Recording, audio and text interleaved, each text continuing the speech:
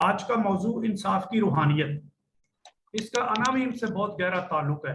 Bible مقدس میں انصاف کی روحانیت کا عناوین سے گہرا تعلق ہے، لہٰذا یہ میپ کی روحانیت ہے، مقبرہ پاکستان کی، اور میپ کے ہر ممبر کی روحانیت ہے. یہ جو آج کا موضوع ہے، یہ جو کتاب ہے انصاف کی روحانیت جو آپ دیکھ رہے ہیں، یہ 1993 میں چھپی تھی. اس وقت میپ کو 4 سال ہوئے تھے، اور یہ میپ کی 12ویں کتاب تھی. اور میپ کے لیے میری یہ دوسری کتاب تھی.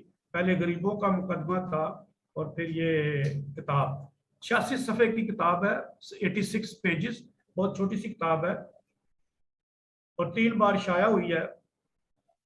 میں آج کتاب پڑھانے سے پہلے چند تعارفی باتیں، کچھ تھیولوجیکل پوائنٹس، الہیاتی باتیں بتانا چاہتا ہوں. جو کانسیپٹ ہے، جو تصور اور خیال ہے کتاب کے اندر، اس کو سمجھنے میں مدد کریں گی. ہیں یہ کتاب کے متعلق ہی جو میں باتیں بتاؤں گا، لیکن یہ کتاب کھولنے سے پہلے، پڑھنے سے پہلے جاننا اچھا ہے. اور ویسے بھی ہم مکتبہ میں پاکستان ہر موقع سے فائدہ اٹھاتے ہیں، ہر موقع کو استعمال کرتے ہیں کہ تھیولوجی کے بارے میں کوئی نہ کوئی بات کی جائے. میں 3 باتیں بتاؤں گا. پہلے میں کچھ الہیات کے بارے میں بتاؤں گا. ورڈ الہیات، تھیولوجی کا لفظ جو ہے الہیات کا. پھر میں بتاؤں گا انصاف کا مختصر طور پر، اور پھر میں بتاؤں گا روحانیت. یہ 3 کانسیپٹ، ان کا تھوڑا سا میں تعارف دوں گا، سمجھاؤں گا. پھر اس کے بعد اگر وقت ہوا تو میں کتاب پڑھاؤں گا. لیکن یہ جو 3 چیزیں بتاؤں گا، ان سے آپ کو کتاب میں پڑھنے میں، کتاب کو سمجھنے میں کافی مدد ملے گی. لہٰذا اگر ہم کتاب تک پہنچ پائے تو بہت اچھی بات ہے، وقت کے مطابق حساب سے. اگر ہم نہ پہنچ پائے تو کوئی بات نہیں، یہ کانسیپٹ آپ کے پاس ہونے چاہیے. تو پہلا تھیولوجی، دوسرا جسٹس، تیسرا اسپرچوالٹی. پہلا نقطہ الہیات، دوسرا نقطہ انصاف، اور تیسرا نقطہ روحانیت. جن کے پاس کچھ لکھنے کو ہے لکھ لے. میں ہر لفظ کے ساتھ انگریزی کا لفظ بھی، اس کا ترجمہ بھی بولوں گا، کچھ لوگوں کے لیے آسان ہوگا. تو پہلا الہیات، میں لفظ تھیولوجی پہ بات کروں گا. علم الالہیات. جب بھی ہم خدا کے بارے میں کوئی بات کرتے ہیں تو وہ علم الالہیات ہے. ہم اس کی مزید وضاحت بعد میں کریں گے. میں آپ کو تھیولوجی کے چند علم الالہیات کو کلیئر کرنا چاہتا ہوں. جب ہم یسوع مسیح کی بات کرتے ہیں تو اس کو ہم علم المسیح کہتے ہیں، کرسٹولوجی. جب ہم علم المریم کی بات کرتے ہیں، اس کو ہم میریولوجی کہتے ہیں، ماں مریم کے متعلق جو بھی بات کرتے ہیں. جب ہم علم الکلیسیا کہتے ہیں تو اس کے معنی ہے کلیسیا کے بارے میں، ایکلیزیالوجی کے بارے میں. اور جب ہم علم البشارت کہتے ہیں، بشارت کا علم، مسیالوجی. یہ ساری فیکلٹی ہیں تھیولوجی کے، اور اپنا اپنا ان کا علم اور اپنا اپنا نصاب ہے، اپنا اپنا ٹیکسٹ بکس ہے. پھر ایک علم النجات بھی ہے، سوتیریولوجی، جب ہم نجات کے بارے میں کوئی بھی بات کرتے ہیں. اور پھر علم الآخرت، آخرت زمانہ آخرت کے بارے میں، جس میں آمد ثانی بھی آتا ہے، بہت ساری اور باتیں، اس کو بھی ہم.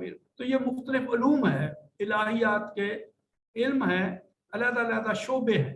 تو ہمیں بہت کلیئر ہونا چاہیے کہ کون کس وقت کس علم کی بات کر رہا ہے، اور پھر اس کے مطابق اس کا جائزہ لینا چاہیے، تجزیہ لینا چاہیے، یا کوئی آبزرویشن دینی چاہیے، یا کوئی مشاہدہ بتانا چاہیے.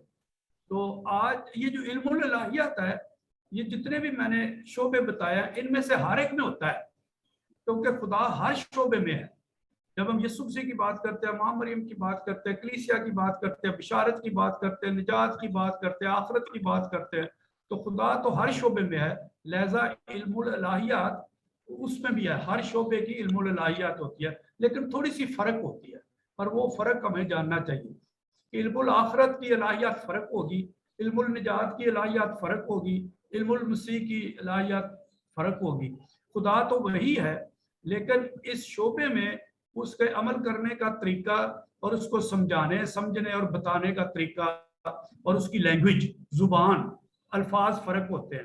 یہ بہت ضروری ہے. میں اس پہ بہت زور دیتا ہوں کہ مکتبہ نامہ پاکستان کے جو ممبرز ہیں، یا مکتبہ نامہ پاکستان کے جو کانفرنسز اٹینڈ کرتے ہیں، انہیں لینگویج کلیئر ہونی چاہیے کہ یہ شخص دعا کر رہا ہے، یہ کون سے کس قسم کی لینگویج استعمال کر رہا ہے.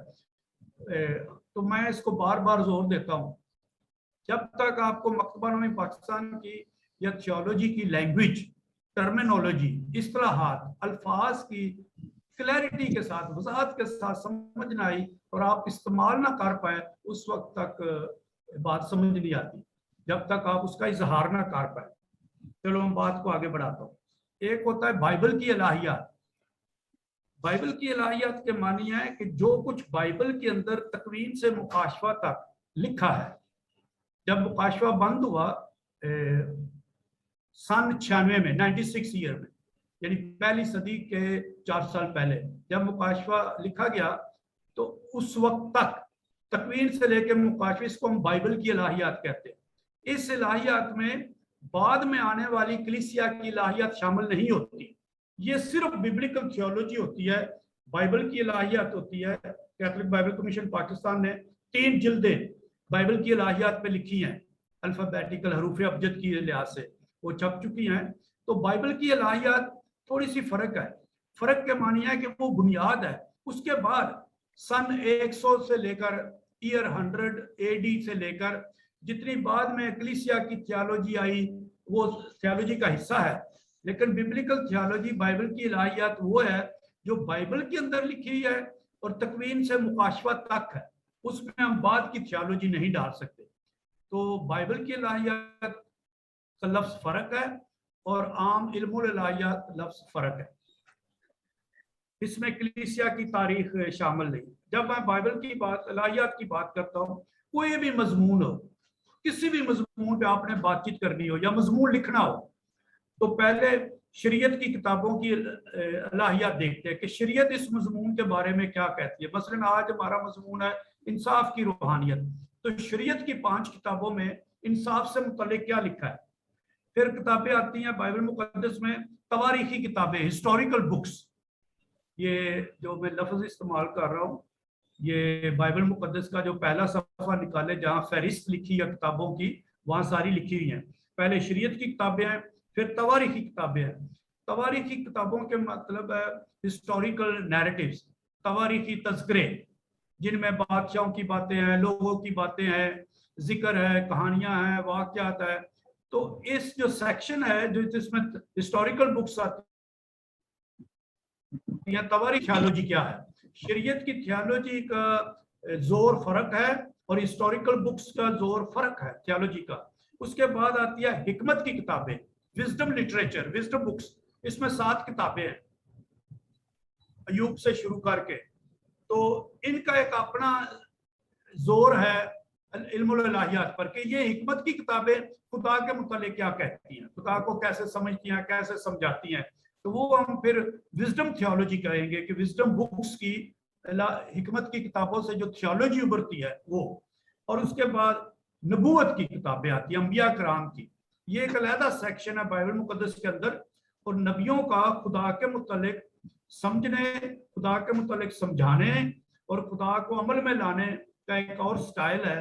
تو نبیوں کی theology, prophetic theology, prophet theology فرق ہے، بڑی پرزور ہے، اور یسوع مسیح نے اسی لائن کو آگے لے کے چلے۔ اور اس کے بعد اناجیل آتے ہیں، اناجیل۔ تو اناجیل میں 4 انجیلوں میں بھی 2 حصے ہیں، پہلی 3 انجیلیں ملتی جلتی ہیں، ان کو ہم علیحدہ اسٹڈی کرتے ہیں، یعنی انصاف کا پہلی 3 انجیلوں میں کیا تصور ہے، کیا انصاف کی روحانیت کا، اور یوحنا کی انجیل کو علیحدہ اسٹڈی کرتے ہیں۔ اور یوحنا کی انجیل کے ساتھ اس کے 3 خط اور ایک مکاشفہ کی کتاب کو بھی اٹیچ کیا جاتا ہے۔ تو پھر آتا ہے پولس رسول کے خطوط، اس میں کوئی پاسبانی تھیولوجی ہے، پاسٹرل تھیولوجی، اس میں اخلاقیات ہے، مورل تھیولوجی، اس میں کوئی کلیسیا کے متعلق تنظیمی ڈھانچوں کے متعلق بات کی ہے، اور پھر 7 خطوط عامہ ہیں، اور بالآخر مکاشفہ ہے۔ میں یہ سمجھانے کی کوشش کر رہا ہوں، کوئی بھی مضمون آپ نے بائبل کی الہیات سے پڑھنا ہو تو اس کچھ طریقے سے پڑھتے ہیں کہ شروع میں کیا تھا، شریعت کی کتابوں میں، تواریخ کی کتابوں میں، حکمت کی کتابوں میں، نبوت کی کتابوں میں، پہلی 3 انجیلوں میں، یوحنا کی انجیل اور مکاشفہ میں، پھر پولس میں۔ اس سے تھوڑا سا تھیولوجی میں سمجھنے کا سسٹم فرق سمجھ آتی ہے، اور تھوڑا تھوڑا فرق ڈھونڈنے کی بھی کوشش کرنی چاہیے۔ یہ ہے ایوولوشن آف تھیولوجی۔ الہیات کا ارتقا بائبل کے اندر ہے. بائبل مقدس ایک ہی کتاب ہے لیکن اس کے اندر مختلف تاریخ میں مختلف تھیالوجی ہے, تھیالوجی کا زور ہے, تھیالوجی کے پہلو ہے. میری اس کتاب میں مسٹر حمید علی نے تاثرات لکھے, 6 تاثرات لکھے گئے لوگوں کو, وہ بعد میں بتاؤں گا. اور انہوں نے پاکستان میں الہیات کے ارتقاء کے 3 پیریڈز, 3 دور بتائے. جو لکھنا چاہیں ضرور لکھیں, یہ بہت اہم ہے تھیالوجی کے اسٹوڈنٹس کے لیے جاننا. پہلا دور جو ہے, پہلا پیریڈ, ہسٹوریکل پیریڈ, کہ پاکستان میں تھیالوجی کیسے ابھری, اس پہ میں ڈیٹیل میں تو نہیں جاؤں گا لیکن بات کرنی ہے. کہ انہوں نے شہنشاہ اکبر سے لے کے 1947 تک, یہ ایک پیریڈ ہے پہلا, اکبر اعظم سے لے کر 1947 تک جب پاکستان بنا. انہوں نے اس میں زیادہ تر جو تھیالوجی ہے وہ مناظراتی ہے, مناظراتی یا دفاعی, اپولوجیٹک. دوسرے مذہب اعتراض کرتے ہیں, دوسری کلیسیاں اعتراض کرتی ہیں تو آپ جواب دیتے ہیں. اس کو ہم دفاعی تھیالوجی بھی کہتے ہیں, دفاعی تھیالوجی. اور کسی حد تک یہ جارح تھیالوجی ہوتی ہے, اگریسو جارحیت, کیونکہ آپ نے دوسروں کو جواب دینا ہے, دوسروں کو نیچا دکھانا ہے, دوسروں کو شکست دینی ہے, دوسروں پہ فتح پانی ہے, تو کہیں کہیں اگریسو ہو جاتی ہے, جارح بھی ہو جاتی ہے, اونچ نیچ بھی آ جاتی ہے. اور یہ تبلیغی تھیالوجی ہوتی ہے. ہم اس پہ آج زیادہ غور نہیں کریں گے. دوسرا دور ہے 1947 سے لے کر 1970 تک. یہ وہ دور ہے جس میں ویٹیکن سے پہلے کی تھیالوجی بھی اور ویٹیکن کے بعد کی تھیالوجی بھی ہے. اس دور میں تھیالوجی میں ایک تجدیدی سوچ آتی ہے, رینیول, تجدید آتی ہے. سماجی معنوں میں, معاشی معنوں میں, اقتصادی معنوں میں اور سیاسی عمل میں کلیسیا دلچسپی رکھتی ہے. کلیسیا نے سوشل ٹیچنگز بھی لکھی, سماجی شعور. ہماری ایک کتاب بھی ہے مکتبہ پاکستان کی, کیتھولک سماجی شعور. 1891 سے لے کے 1991 تک جتنے بھی دستاویزات لکھی گئی ہیں. تو اس دور کی جو تیسرا دور ہے جو 1970 کے بعد کا ہے, دوسرا نقطہ ویٹیکن مجلس دوم, پہلا نقطہ, اور دوسرا نقطہ ہے تیسری دنیا کی تھیالوجی, تھرڈ ورلڈ تھیالوجی, جس کو لبریشن تھیالوجی بھی کہتے ہیں. تو یہ معاشرتی اور عمرانی علوم کی مدد سے کیا گیا تھا. اور اس میں یہ جو تیسرا دور ہے 1970 سے ویٹیکن مجلس دوم کے زمانہ, اس میں تیسرا نقطہ مقبرہ پاکستان کا قیام. تو اس تھیالوجی کے دور میں جب تھیالوجی میں تجدید ہو رہی تھی, تیسری دنیا کی تھیالوجی ابھر رہی تھی, لبریشن تھیالوجی ابھر رہی تھی, اس میں مقبرہ کا قیام آتا ہے. تو یہ تھیالوجی کے بارے میں یہ جو میرا تعارف میں پہلا نقطہ تھا الہیات, دوسرا نقطہ انصاف ہے, تیسرا نقطہ روحانیت ہے. تو یہ اس کے بارے میں چند بنیادی باتیں بتا رہا تھا کہ جب ہم الہیات کی بات کرتے ہیں تو ہم کیا کہہ رہے ہیں خدا کے متعلق. چلو ہم تھوڑی سی بات کو آگے بڑھاتے ہیں. ابھی میں دوسرا نقطہ پڑھانا چاہتا ہوں, انصاف. پہلے میں نے تھوڑا سا ذکر کیا ہے الہیات کا, اب میں انصاف کی بات کرنا چاہتا ہوں, لفظ انصاف پر. اس میں ہم اسٹڈی کرتے ہیں کہ پرانے عہد نامے کا خدا وہ کیا کہتا ہے اور نئے عہد نامے کا یسوع مسیح پاک انجیل کیا کہتی ہے. اور یہ جاننا بہت ضروری ہے کہ دوسرے مذاہب کی تھیالوجی سے مسیحیت میں جو تھیالوجی ہے اس کا کیا فرق ہے. اور یہ جو اہم فرق ہوتا ہے یہ تشخص ہوتا ہے, your difference is your identity. اس کو لاطینی زبان میں ڈفرینسیا کہتے ہیں, جہاں سے لفظ انگریزی کا ڈفرنٹ بنا ہے, ڈفرینسیا. کہ مثلا آپ اور میں سارے ایک جیسے ہیں, لیکن جو آپ میں اور مجھ میں فرق ہے وہی ہماری شناخت ہے. جیسے میں اکثر کہتا ہوں درختوں کو دیکھو, سارے درخت ایک جیسے ہیں, پودوں کو دیکھو, پھولوں کو دیکھو, پھلوں کو دیکھو, سارے ایک جیسے ہیں, لیکن ان میں ایک فرق ہوتا ہے. اور وہ فرق ہی ان کی پہچان ہوتی ہے کہ ہم کہہ سکیں یہ فلاں ہے, یہ فلاں ہے, یہ فلاں ہے. تو یہ تھیالوجی میں بھی پرانے عہد نامے میں, نئے عہد نامے میں مسیحی مذہب کا دوسرے مذاہب سے جو فرق ہے وہ دیکھنا چاہیے. آج میں تھوڑی سی بات کروں گا اس کے بارے میں. ملا جلا کے نہیں دیکھنا جی تھوڑا سا وہ تھوڑا سا وہ, اس سے فرق دب جاتا ہے. اگر آپ کہیں جی ये शरीयत में भी वही लिखा है, तवारीख की किताबों में भी वही लिखा है, नबियों में भी वही लिखा है, पाक अंजीलों में भी वही लिखा है, तो आप फर्क नहीं पहचान रहे। तो फर्क ढूंढने की कोशिश करनी चाहिए। फिर वो बाइबल स्टडी अच्छी होती है, थियोलॉजी की स्टडी होती है, अच्छी होती है। और जो मसीहत का थियोलॉजी का तशख़्ख़ुस है, आइडेंटिटी ऑफ क्रिश्चियनिटी, ये आइडेंटिटी ऑफ आवर फेथ, हमारे ईमान का तशख़्ख़ुस है, वो उभर कर सामने आता है, निखर कर सामने आता है। तो हर बात में वो जो फर्क है, जो आपको अलहदा करता है, फर्क बनाता है, वो जरूर ढूंढना चाहिए। और फिर क्योंकि हमने खुदा की भी पैरवी करनी है, खुदा की मानद बनना है, मसीह की मानद, खुदा की शबी, तो हमें पहले पता होना चाहिए कि खुदा है क्या जिसकी हमने कॉपी बनना है। तो अहदनामा 30 का खुदा, मैं चंद एक बातें बताना चाहता हूँ, और जो लिखना चाहे वो लिख ले, क्योंकि आज के टॉपिक में आनी है बात। पहली बात, अहदनामा 30 का खुदा खौफ, डर या फतवे और अदालत का खुदा नहीं है। जब हम कोई फर्क बताते हैं तो पहले बताना चाहिए क्या नहीं है, व्हाट इट इज नॉट, और क्या है, व्हाट इट इज। तो खुदा अदालत का, फतवे का खुदा नहीं है, खौफ का खुदा नहीं है, डर का खुदा नहीं है, आग लगाने वाला खुदा नहीं है। खुदा, दूसरा पॉइंट है, खुदा मोहब्बत है, खुदा रहम है, और खुदा इंसाफ का खुदा है। तो जब हम खुदा को अच्छी तरह समझेंगे, यानी खुदा के मुतालिक जो थियोलॉजी की बातें हैं मुतालिक अच्छी तरह समझेंगे, क्लियर होगा, हमारी रूहानियत होगी। आज हमारा मजमून है इंसाफ की रूहानियत।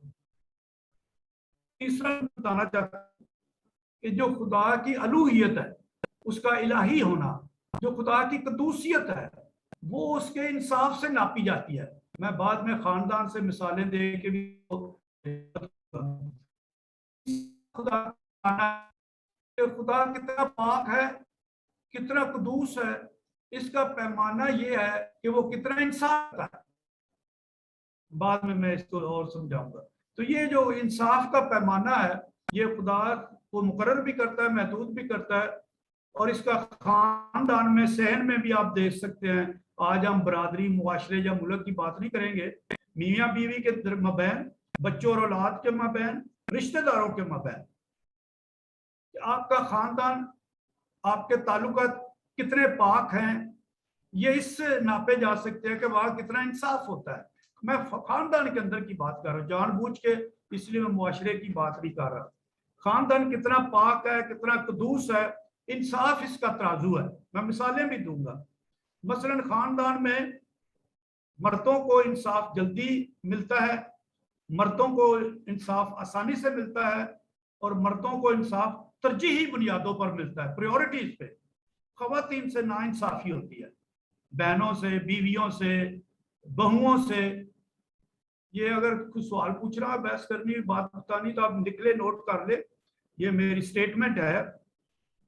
तो इस खानदान को जिसमें नाइंसाफी हो सकती है, जो जहां नाइंसाफी है वहां खुदा की बेइज्जती हो रही है, तो वो पाक नहीं हो सकता। तो इलाहियाती लिहाज से ये रवैया भी पाक नहीं है। जब हम नाइंसाफी करते हैं, थोड़ी देर आगे जाके मैं बात बताऊंगा। हमारे यहाँ मसलन बेटों को तरजीह दी जाती है, ये खुराक में, लिबास में, बहुत सारी आजादी में, पॉकेट मनी में, बेशुमार बातें, कोई बात नहीं करता। तो नाइंसाफी हो रही है, तो वहां खुदा कैसे बच सकता है? वो ताल्लुकात, वो खानदान पाक नहीं हो सकता। वो कितना पाक है, ये इंसाफ तराजू देता है कि वह इंसाफ कितना होता है। क्या बेटियों के साथ भाइयों, बेटों की जैसा बराबर इंसाफ हो रहा है, या उनको कम इंसाफ मिल रहा है, या इंसाफ की नफी हो रही है, और मर्दों को, बेटों को ज्यादा इंसाफ मिलता है? तो नाइंसाफी के खिलाफ बोलना चाहिए, मुंह खोलना चाहिए, ताकि इखलाकी कदरें बने हमारे खानदानों में, बेहतर मुआशरत, रहना सहना कुरान चढ़े। हर नाइंसाफी बदी है, खा वो बड़े से हो, छोटे से हो।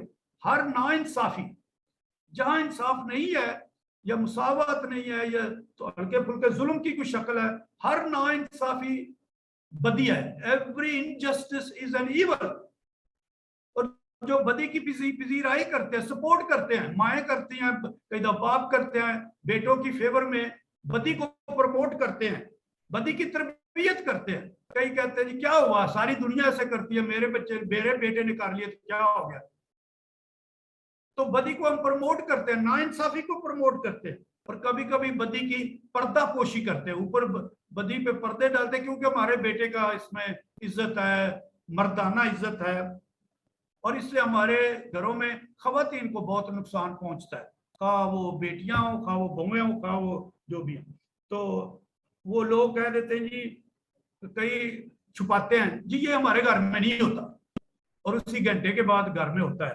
یا کہتے ہیں جی کیا ہو گیا، اگر ہو گیا، سارا جہان ساری دنیا کرتی ہے، اگر ہمارے بیٹے نے کر لیا تو کیا ہو گیا. جہاں ناانصافی ہے، جہاں آج ناانصافی ہے، کل وہاں تشدد ہوگا. بات گالی گلوچ سے شروع ہوتی ہے، پھر ہاتھ اٹھتے ہیں، پھر لاٹیاں اٹھتی ہیں. جہاں ناانصافی ہے وہاں نفرت بھی ہوتی ہے، وہاں حسد بھی ہوتا ہے، وہاں علیحدگی اور جدائی بھی ہو سکتی ہے، گھر سے فرار بھی ہو سکتا ہے، وہاں قتل یا خودکشی بھی ہوتی ہے. تو ہمیں اس حد تک نہیں جانا چاہیے، ناانصافی کو ختم کرنا چاہیے. بچوں کو گھر میں سب کے ساتھ مساوی انصاف ہونا چاہیے، انصاف مساوی ہونا چاہیے، رشتے خواہ کچھ بھی ہوں، درجے خواہ کچھ بھی ہوں، انصاف برابر ہونا چاہیے. تو انبیاء کرام نے، بائبل مقدس کے انبیاء کرام نے 2 بڑے کام کیے. میں چاہتا ہوں کہ آپ یہ لکھ لیں، یہ پروفیٹک ایکشن اسے کہتے ہیں، نبوی عمل. جو بھی آپ اور میں جب یہ کریں گے تو ہمارا عمل بھی نبوی ہوگا. یہ لکھ لے، میں 2 پوائنٹ بتانا چاہتا ہوں. پہلا ہے ناانصافی یا بدی کی مذمت، ڈیننسیشن آف ایول. جب بھی بدی ہو رہی ہے اس کو مذمت، اس کو بدی کہنا چاہیے، اس کو غلط قرار دینا چاہیے، سرزنش کرنا چاہیے، ورنہ یہ ظلم اور تشدد ہوگا، زیادہ بڑھے گا. تو ناانصافی یا بدی کی مذمت کی نبیوں نے، خواہ وہ بادشاہ تھے ان کی مذمت کی، خواہ وہ کاہن تھے ان کی مذمت کی، خواہ قوم کے سردار تھے، بزرگ تھے یا عوام تھے، نبیوں نے مذمت کی، بدی کی مذمت کرنا. دوسرا نقطہ، نبیوں نے کیا کیا، انصاف کی بشارت دی، نیکی کی بشارت دی، اور ان دونوں کا آپس میں گہرا تعلق ہے. ایک طرف بدی کی مذمت کرنا، دوسری طرف انصاف یا محبت یا رحم یا نیکی کی بشارت دینا، اس کی تعلیم دینا، تربیت دینا، اس کو فروغ دینا، اس کی تشہیر کرنا. انصاف کے حوالے سے سوال یہ ہے، یہ ایک سوال لکھ لیں کہ ہمارے خاندانوں میں کیا فروغ پا رہا ہے. آج کے مضمون کے اور میری تشریح کے حوالے سے یہ ایک سوال ہے. ہمارے خاندانوں میں کس کی پرورش کی جاتی ہے، کس نیکی کی یا بدی کی؟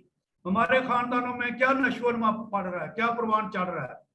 یہ سوال ہے جو آخر پہ میں چاہوں گا سارے اس پہ کمنٹ کریں کہ جو باتیں میں نے انصاف کے متعلق ابھی بتائی ہیں یا بعد میں بھی بتاؤں گا ان کا، اور تھوڑا سا تنقیدی جائزہ لے، باتوں پہ پردہ پوشی نہ ڈالے، چادر نقاب نہ ڈالے، کھل کے بات کرے جو بھی ہے، جہاں بھی ہمیں ضرورت ہے تربیت کی، تعلیم کی.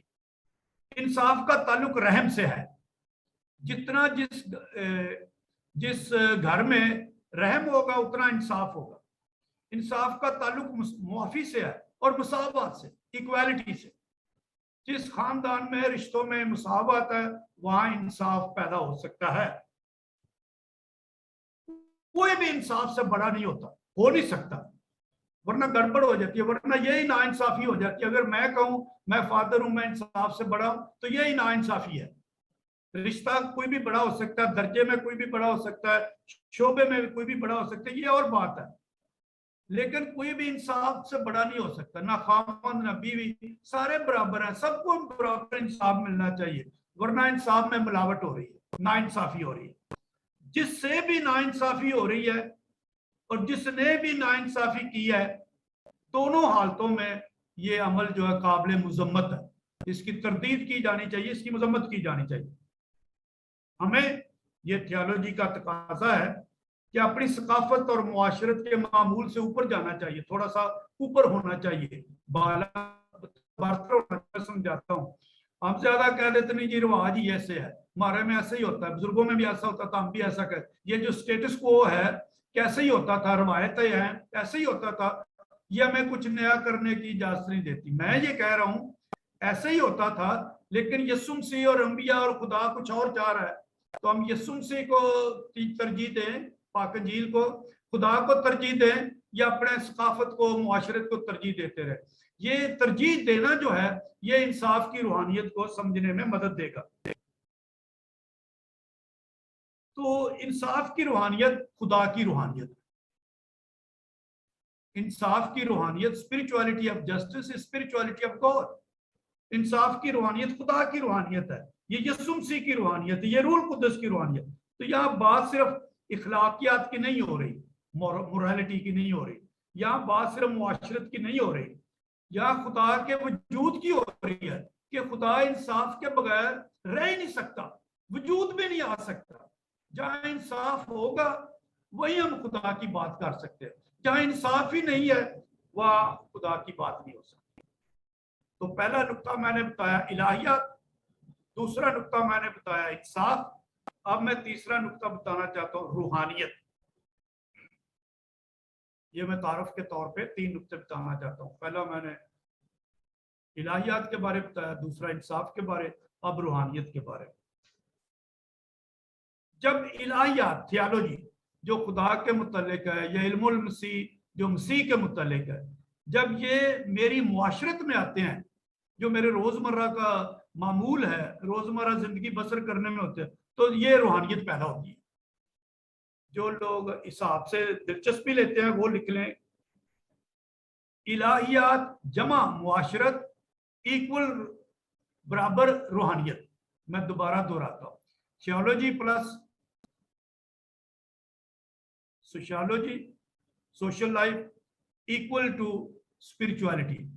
جب خدا کے متعلق جو بھی مثلا میں کہتا ہوں خدا محبت ہے، خدا رحیم ہے، خدا معاف کرتا ہے، جب یہ 3 باتیں میرے رہن سہن میں آ جائیں کہ میں بھی معاف کروں، میں بھی رحم کروں، میں بھی انصاف کروں، جو خدا کرتا میں بھی کروں، تو یہ اسپرچولیٹی.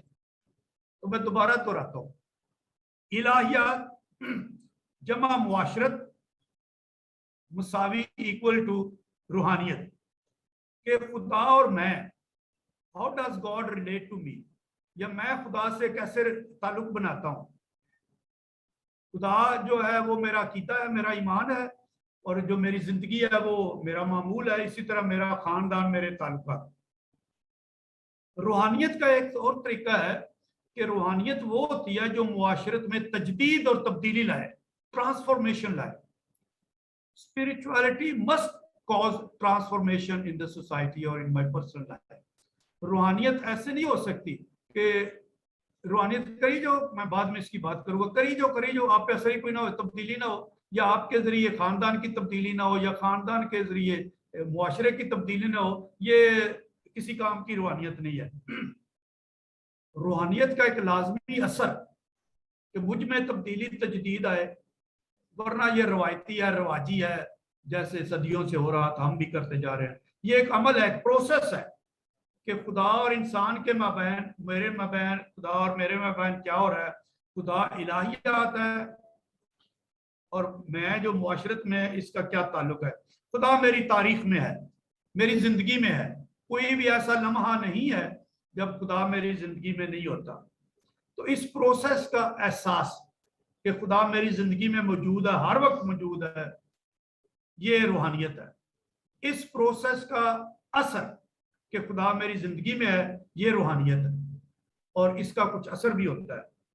تو جس روحانیت کی ہم بات کرتے ہیں وہ معاشرت میں جڑی ہوئی ہے. میں تھوڑی دیر کے بعد ایکسپلین کروں گا، 1-2 منٹ کے بعد، کہ ویٹیکن مجلس دوم سے پہلے کس قسم کی روحانیت ہوتی تھی جو آج بھی پاکستان میں چھائی ہوئی ہے، لیکن مقبول پاکستان کس قسم کی روحانیت کی بات کرتا ہے، انصاف کی روحانیت کیا، وہ فرق ہے. تو جس روحانیت کی ہم بات کر رہے ہیں وہ معاشرت کے ساتھ جڑی ہوئی ہے، گرجے کے ساتھ تو ہی، لیکن معاشرت کے ساتھ جڑی ہے. صرف ایمان کے عقیدے نہیں، صرف تھیالوجی نہیں، صرف ایمان کے رسولوں کا عقیدہ پڑھنے سے، ایمان کی خاص سچائیاں پڑھنے سے، کلیسیا کے حکم، خدا کے 10 حکم پڑھنے سے، ایمان امید پیار کا عمل پڑھنے سے یہ الہیات کی سمجھ نہیں آتی. ہماری الہیات، ہمارا ایمان ہماری زندگی سے اور ہماری الہیات ہماری معاشرت سے جڑی ہوئی ہے. اگر جڑی ہوئی نہیں، اگر علیحدہ علیحدہ ہے، جیسا کہ ویٹیکن مجلس دوم سے پہلے تھا اور آج بھی کلیسیاؤں میں ہے، وہ میں بعد میں بتاتا ہوں، تو پھر وہ روحانیت نہیں بنتی. صرف ایمان کے عقیدے، تھیالوجی، الہیات نہیں ہوتی، یہ روحانیت نہیں ہوتی. صرف پارسائی کے اعمال ہوتے ہیں، ایکٹس آف پائٹی، جو مذہبی فرائض ہوتے ہیں، جو عبادت میں جانے ہیں، جو کلیسیا کے اندر ہم پہ فرائض ہوتے ہیں، انہیں ہم پارسائی کے اعمال کہتے ہیں. پارسائی کے اعمال بھی روحانیت نہیں ہوتے. پارسائی کے اعمال آپ کی مدد کر سکتے ہیں. آپ پاک روزی پڑھتے ہیں، گرجے جاتے ہیں، پاک مس کرتے ہیں، یہ ساری چیزیں آپ کی مدد کر سکتی ہیں روحانیت میں بڑھنے میں، اپنی معاشرت میں اس کا اثر دیکھنے میں. لیکن یہ بذات خود نہیں ہے. آپ 20 روزریاں پڑھیں، لیکن اگر آپ کی معاشرت پہ، انسانی زندگی پہ اثر نہیں ہے، تو آپ کو روزری روحانیت نہیں دے رہی. تو یہ ایک بہت نقطہ ہے جو مکتبہ پاکستان سامنے لا رہا ہے. ایمان اور زندگی علیحدہ علیحدہ نہیں ہے. جب تک یہ دونوں کٹھے نہ ہوں، روحانیت نہیں بن سکتی. ایمان اور زندگی کٹھے ہوں، ملے، پھر روحانیت پیدا ہوتی ہے. میں یہاں ایک تھیالوجی کے حوالے سے بات کرنا چاہتا ہوں. یہ بات کو ذرا نوٹ کریں. یہ جو تفریق ہے، یہ جو ڈوئلزم ہے، دوئی اور دوری ہے ایمان اور زندگی میں، اس کا جو بیک گراؤنڈ ہے، پس منظر ہے، وہ یونانی فلسفہ ہے جو ویٹیکن مجلس دوم سے پہلے تک تھی، اور میں بار بار کہہ رہا ہوں کلیسیا میں اب بھی ہے. یہ جو یونانی فلسفہ تھا، اس نے انسان کی زندگی کو دو حصوں میں تقسیم کیا، matter and soul. Matter and soul, مادہ اور روح. تو انہوں نے کہا کہ روح بدن میں ایسے قید ہے جیسے پنجرے میں بند ایک پرندہ ہے، اور جب وہ آزاد اڑ جاتا ہے تو آزاد ہو جاتا ہے، اور بدن پھر وہ مر جاتا ہے. تو اس کا اثر یہ ہوا، انہوں نے کہا کہ میٹر از بیڈ. جو کچھ بھی مادہ ہے، چیز ہے، وہ بری ہے، وہ بدی ہے، مٹیریل. دنیا بھی میٹر ہے، دنیا بھی بری ہے، اس سے بچو اور بھاگو، باہر نکلو، خود کو بچاؤ. تو اس نے کئی قسم کی روحانیت کو جنم دیا. لوگ گوشہ نشین ہو گئے، ترک دنیا ہو گئے، علیحدہ ہو گئے دنیا سے. دنیا بری ہے، دنیا میں گناہ ہے، دنیا یہ بچو بھاگو، خود کو بچاؤ. لیکن انبیاء کرام نے اور یسوع مسیح نے اور بات کی ہے. یسوع نے غور سے، یسوع مسیح نے اور انبیاء کرام نے کہا دنیا ایک حقیقت ہے، ریالٹی ہے، اس سے آپ بھاگ نہیں سکتے. دنیا اچھی ہے، خدا نے اسے پیدا کیا، اس کو اچھا کہا ہے. اور دنیا، تم اس کے فرد ہو، بشندے ہو، تم اس کے باسی ہو، تم نے ادھر ہی رہنا ہے اور دنیا کو بہتر بناؤ. یہ آپ کے لیے بھی اچھا ہے، دوسروں کے لیے بھی اچھا ہے. تو یہ ایک ٹوٹل فرق اسپرچوالٹی ہے. ایک اسپرچوالٹی ہے دنیا سے بھاگو، بدیوں سے علیحدہ ہو، علیحدہ ہی ہو جاؤ. دوسرا ہے کہ دنیا کے اندر رہ کے دنیا کو بدلو اپنے لیے اور دوسروں کے لیے. تو یہ جو یونانی فلسفے نے تفریق پیدا کی تھی، جو تضاد پیدا کیا تھا، تقسیم پیدا کیا تھا، اس نے نجی روحانیت پہ زور دیا. پرائیویٹ اسپرچوالٹی، میری اسپرچوالٹی، میں اسپرچوالٹی اپنی میں ترقی کروں، معاشرہ جدھر جائے، میرا فیملی جدھر جائے، بس میں نے اپنے فرائض پورے کرنے ہیں. معاشرے سے لا تعلق، انڈیفرنس، کہ میرا کوئی تعلق نہیں ہے. روحانی زندگی کا چپ کر کے کونے میں یا گرجے میں جاؤ یا جو بھی ہے، اس کو ہم ایلینیٹڈ روحانیت کہتے ہیں. ایلینیٹڈ، آئزولیٹڈ، کہ خود کو بچانے کے لیے دنیا سے باہر جاؤ، علیحدہ جاؤ. میں بعد میں ایک دو مثالیں دوں گا. اس نے افلاکی روحانیت پہ زور دیا کہ اگر خدا کو ملنا ہے تو خدا بہت دور ہے، اونچا ہے. تو یہ بات تو کہ میں پھر کبھی اس پہ بات کروں گا.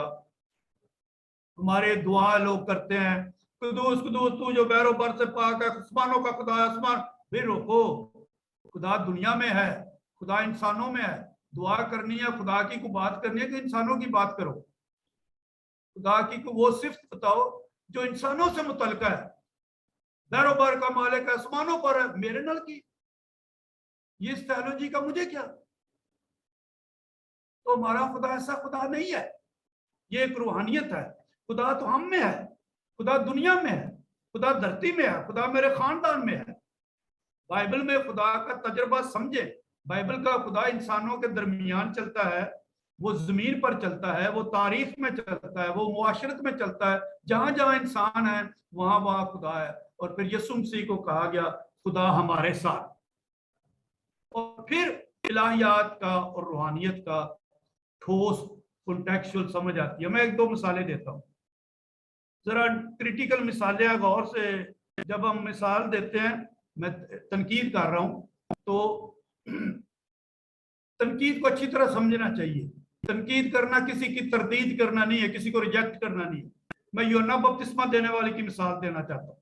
جان دا بیپٹسٹ، یوحنا استباغی، یسوع مسیح سے 6 مہینے پہلے آیا. یہ کاہنوں کے گھر پیدا ہوا تھا. اس کو ہیکل میں خدمت کرنی چاہیے. شاید اس کو خدا نے بلاہٹ دی. یہ کاہنوں کا کام چھوڑ کے، زندگی چھوڑ کے نبی بن گیا، نبیوں جیسی زندگی لے لی. اس نے ہیکل میں کوئی کام نہیں کیا اپنے باپ زکریا کی طرح. یہ اس نے نبیوں جیسا لباس لے لیا، نبیوں جیسی منادی شروع کر دی، توبہ کرو توبہ کرو. یہ کاہنوں کی منادی نہیں ہوتی تھی، کاہن تو ہیکل میں قربانیوں کی منادی کرتے تھے. تو یہ بیابان میں چلا گیا اور گناہوں سے توبہ کی منادی کی. انفرادی توبہ بھی اور معاشرتی توبہ بھی. جہاں میرے غلطی سے دوسرے کو نقصان ہو رہا ہے اس سے بھی توبہ کرو. یوحنا بپتسمہ دینے والے کی بات کرو. جب لوگ اس کے پاس آئے کہ ہم کیا کریں ہم کیا کریں، تو یوحنا بپتسمہ دینے والے نے ہر ایک کو مشورہ دیا. مگر یہ سوسائٹی کو چھوڑ کر، گھروں کو چھوڑ کر، گاؤں کو چھوڑ کر باہر چلا گیا. اس کو ہم بیگانگی کہتے ہیں. یہ ڈیزرٹ میں چلا گیا تھا. شاید یہ ایک لفظ آپ نے یاد رکھنا ہے، یہ اسینیوں سے متاثر تھا. اسینی وہ جماعت تھی جو قمران میں رہتی تھی. جب یسوع مسیح کے پیدا ہونے سے پہلے 150-200 سال ہیکل ناپاک ہو گئی تھی. وہاں یونانیوں نے، رومیوں نے اپنے بت لا کے کھڑے کر دیے ہیکل کے اندر اور کرائے کے کاہن بنا دیے، کیونکہ کاہن صرف لاوی کے قبیلے سے ہوتے تھے. انہوں نے کرائے کے کاہن لگا دیے. تو ایک گروپ نے سوچا کہ اب ہیکل ناپاک ہو گئی ہے، دنیا ناپاک ہو گئی ہے، اس گناہ سے بھاگو، اور وہ جنگلوں میں چلے گئے. اسینی، اس گروپ کا نام ہے اسینی. اور جس جگہ پہ یہ رہتے تھے وہ قمران. کئی دفعہ اس کو قمران کی جماعت بھی کہتے ہیں، کئی اسینیوں کی جماعت. تو یہ جو یوحنا بپتسمہ دینے والا تھا یہ اسینیوں کی اسپرچولیٹی سے متاثر تھا. کچھ عالم تو یہ بھی کہتے ہیں یہ اسینیوں میں رہتا تھا، ممبر تھا، اور پھر وہاں سے بھی بھاگ گیا تو اس نے جا کے منادی شروع کر دی. تو یہ یوحنا بپتسمہ دینے والے کی روحانیت ہے، نبوی روحانیت ہے، توبہ کرنے کی دعوت ہے. نٹ کائنانہ روحانیت نہیں ہے. وہ ہیکل میں قربانیوں کی بات نہیں کرتا، لیکن دنیا سے علیحدہ ہو بیابان. اس کے الٹ یسوع مسیح جب آئے تو انہوں نے توبہ کی منادی کی، لیکن انہوں نے ایک نیا کانسیپٹ دیا خدا کی بادشاہت کا. اور اس میں انہوں نے کیا کیا؟ لوگوں کو دکھوں سے رہائی دی، لوگوں کو بیماریوں سے شفا دی، لوگوں میں، لوگوں کے ساتھ اور لوگوں کی یگانگت میں، سولیڈیرٹی میں اور لوگوں کی شراکت میں وہ سب کچھ کرتا رہا، حتیٰ کہ اس نے لوگوں کے لیے اپنی جان کی قربان کر دی. تو یہ ٹوٹلی ڈیفرنٹ روحانیت ہے یوحنا بپتسمہ دینے والے سے. تو یہ فرق آپ کو سمجھنا چاہیے کہ یوحنا بپتسمہ دینے والا کی روحانیت یا ان کا کریکٹر، کردار، رول کس قسم کا ہے؟ یسوع مسیح کا. اور یسوع مسیح کا کس قسم کا ہے؟ تو یسوع مسیح نے مردوں میں سے زندہ ہو کر بھی آخری الفاظ جو کہے کہ دیکھو میں دنیا کے آخر تک ہر روز تمہارے ساتھ ہوں، میں علیحدہ نہیں ہوں، میں آپ سے بھاگ نہیں رہا، فرار نہیں کر رہا. تو یہ خدا کا تجسد ہے. تو یہ خدا ہمارے ساتھ ہے. تو انصاف جو ہے، لفظ انصاف کو پہلے نمبر پہ تو ایک عدالتی سیاق و سباق کا لفظ ہے. جو ہی لفظ انصاف آتا ہے ہمارے ذہن میں ایک عدالت کا نقشہ آتا ہے، اور اس میں کچھ قانون سے تعلق ہوتی ہیں، اور پھر کچھ شہری انصاف ہوتا ہے. جب ہم انصاف کی بات کرتے ہیں ہمارے ذہن میں منصف کا، جج کا آتا ہے کہ جو انصاف کرے گا. یہ انصاف، انسانی انصاف اسے ہم کہتے ہیں بائبل کی زبان میں، لیکن ایک الہی انصاف ہوتا ہے جو خدا کرتا ہے، جو خدا کے متعلق ہے، تو جو خدا تقاضا کرتا ہے تو وہ تھیولوجی کا مضمون ہے، human justice and divine justice, الہی انصاف، خدا کا انصاف۔